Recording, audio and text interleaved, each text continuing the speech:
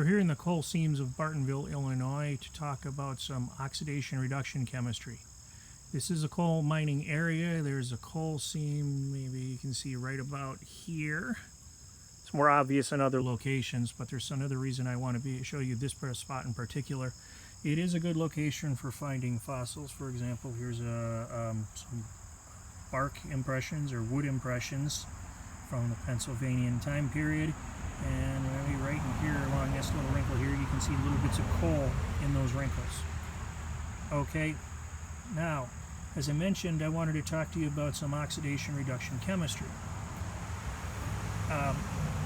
When the coal seams were laid down, this area was essentially a big swampy area at in a delta at the edge of the ocean. And the sulfur in the reducing environment of these coal swamps found its way into the coal in the form of sulfide ions, very reduced form of sulfur. And that's what I have to show you in this sample here. Sulfide combined with iron 2 to produce marcasite. It's a relative of pyrite.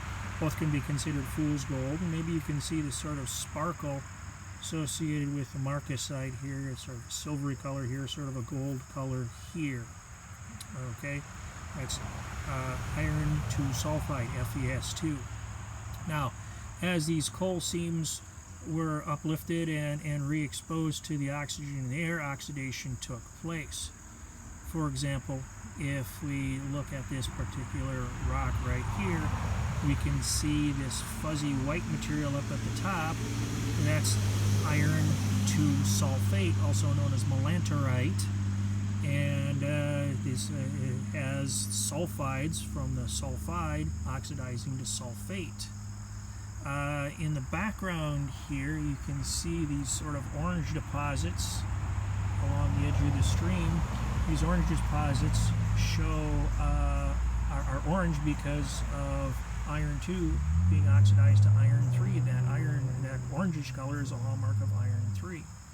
And these are locally called iron seeps. Now, one of the problems associated with these this oxidation of these sulfides is that when the sulfide is oxidized to sulfate, hydrogen ions are released. So many of these iron seeps can potentially be sources of acidity into the environment, and this could potentially be an environmental hazard.